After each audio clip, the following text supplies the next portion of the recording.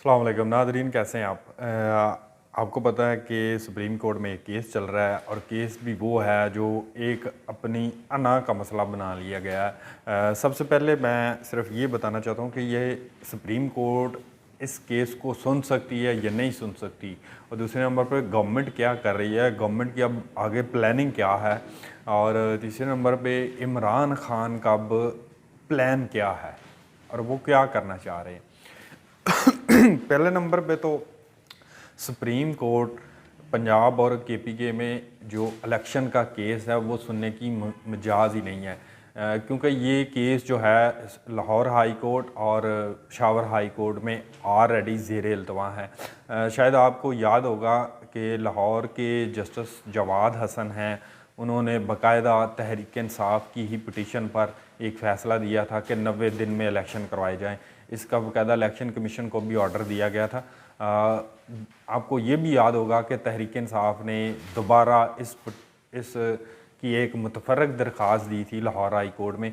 तो फिर जस्टिस जवाद हसन ने कहा था कि जब 90 दिन पूरे होंगे तो आप फिर मेरे पास आना कि इलेक्शन कमीशन ने तौहीन अदालत की है। तो ये 2 बार पिटिशन जो है पीटीआई की इलेक्शन के लाहौर हाई कोर्ट से सुनी जा चुकी है, और पेशावर हाई कोर्ट से भी ये केस जो है सेम सुना जा चुका है। तो इसके बावजूद आपको याद होगा सीसीपीओ लाहौर थे गुलाम महमूद डोगर, उनका केस चल रहा था सुप्रीम कोर्ट में। जो केस सुन रहे थे जस्टिस एजाजुल एहसन और जस्टिस मुज़ाहर अकबर नकवी। केस था सीसीपीओ लाहौर की अपॉइंटमेंट का कि वो ज़बरदस्ती, क्योंकि वो उनका झुकाव था ज़्यादा परवेज़ लाई की जानब, पीटीआई की तरफ, तो इसलिए ये दोनों जजेस ने ये केस भी सुना और अचानक से बीच में एंट्री दे दी कि पंजाब में 90 दिन में इलेक्शन क्यों नहीं हो रहे। और इन 2 जजेस ने रिकमेंड किया था चीफ जस्टिस को कि इसका अज़ खुद नोटिस लिया जाए।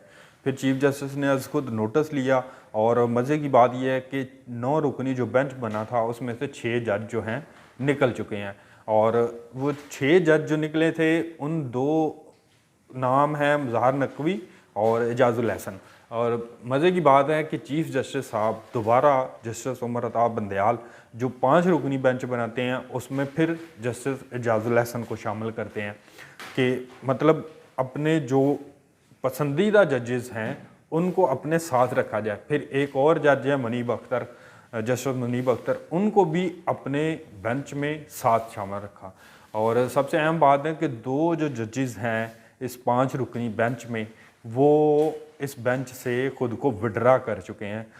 उन्होंने जो बाकायदा अपने इख्तलाफी नोट लिखे हैं और जो फैसले जारी हुए हैं उनमें कैटेगोरिकली कह दिया गया है कि सुप्रीम कोर्ट ये केस सुनने की मजाज नहीं है, जबकि ये केसेस जो हैं लाहौर हाई कोर्ट और पेशावर हाई कोर्ट में ज़ेर समाअत हैं, इसलिए जस्टिस बंदयाल साहब ये केस सुन नहीं सकते। तो मेरी समझ से बाहर है कि जस्टिस बंदयाल साहब ने अपनी शायद अना का मसला बना लिया है कि पंजाब में 90 दिन में इलेक्शन होंगे, जबकि इनको इलेक्शन कमीशन के जो वकील हैं उन्होंने बाकायदा बताया डिटेल के साथ कि इलेक्शन कमीशन ने बाकायदा 3 इजलास किए हैं इलेक्शन के हवाले से कि क्या पंजाब में 90 दिन में और केपीके में इलेक्शन हो सकते हैं या नहीं। साथ में उन्होंने ये भी कहा कि एमआई की, आईएसआई की, सीटीडी की, आईबी की, एफआईए की रिपोर्ट्स हैं जिनकी बुनियाद पर फैसला किया गया था कि तमाम जो इलेक्शन हैं ये 8 अक्टूबर को होंगे, 30 अप्रैल को नहीं होंगे। तो इसमें सबसे बड़ा एक सवाल जो उठा था वो ये था कि पाकिस्तान में जो सिक्योरिटी की सूरत हाल है और दूसरे नंबर पे जो फ़ंड की एक संगीन नौइयत की सूरत है। आपको पता है पाकिस्तान की जो इकॉनमी की सिचुएशन है वो बड़ी इस वक्त डिफ़िकल्ट है। तो इन हालात में इतनी बड़ी अमाउंट यकमुश्त एक इलेक्शन के लिए देना गवर्नमेंट के लिए पॉसिबल नहीं था कि फिर एक इलेक्शन हो अप्रैल में और फिर जनरल इलेक्शन जो हो उनका भी ख़र्चा इकट्ठा ही होना था। तो अलग अलग अखराजात गवर्नमेंट अफोर्ड नहीं कर पा रही थी। तो अब पीएमएलएन की ये प्लानिंग है। पीएमएलएन का कल जो गवर्नमेंट की इत्तेहादी जमातों का इजलास हुआ उन्होंने तो कैटेगोरिकली कह दिया कि हमें फुल कोर्ट मंजूर है और ख़ास तौर पे ये जो 3 जजेस इस वक्त केस सुन रहे हैं, चीफ जस्टिस उमर रज़ा बंदयाल, जस्टिस जाजुल हसन और जस्टिस मुनीब अख्तर, ये लोग इस केस में ना बैठें। अगर इन्होंने बैठना है तो फुल कोर्ट बनाएं। यार देखें, पाकिस्तान का सबसे बड़ा मसला होता है इलेक्शन के लिए अगर सुप्रीम कोर्ट के 17 जजेस अवेलेबल नहीं हैं तो फिर वो आम लोगों को क्या इंसाफ देंगे।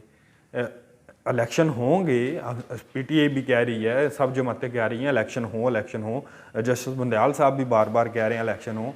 भाई इलेक्शन तब होंगे ना जब आपके पास पैसे नहीं हैं।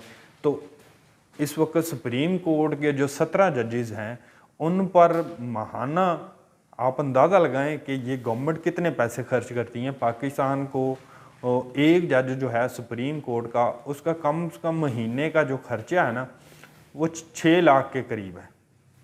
और ये इसी तरह एक लंबी फहरिस्त बनती है इस अमाउंट की सालाना। ये 17 जजेस को जो मिलते हैं पैसे, वो कहाँ से मिलते हैं? पाकिस्तान के शहरियों के टैक्स के जो पैसे हैं गवर्नमेंट वो देती है।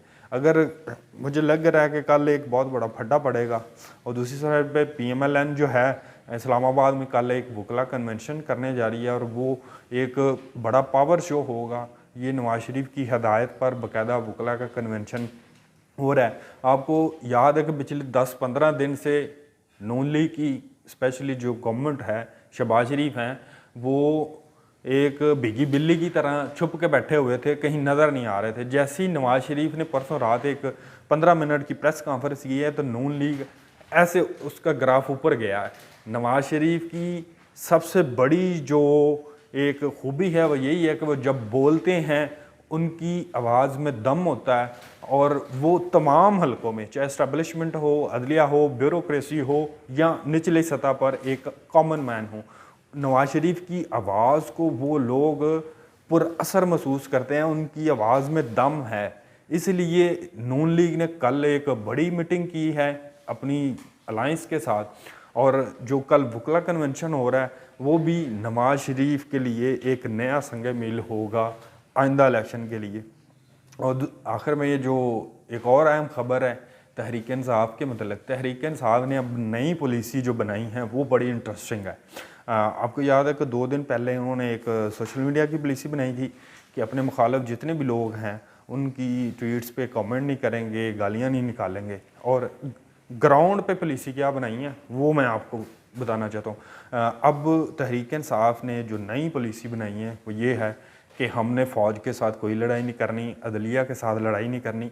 अगर हमें गवर्नमेंट मिलती है तो हम इन दोनों हलकों के साथ मिल के चलेंगे, पाकिस्तान की जितनी जमातें हैं उनको साथ ले के चलेंगे अगर इनकी गवर्नमेंट बनती है तो आइंदा इलेक्शन में अगर ये PTI जीत जाती है तो ये किसी भी पॉलिटिकल पार्टी के ख़िलाफ़ कोई इंतकामी कार्रवाई नहीं करेंगे, सिर्फ ये पाकिस्तान के लिए काम करेंगे। इस वक्त PTI की ये पॉलिसी है और अब ऐसे वक्त में ये पॉलिसी बनाई गई है कि जब इलेक्शन में चंद माह बाकी हैं।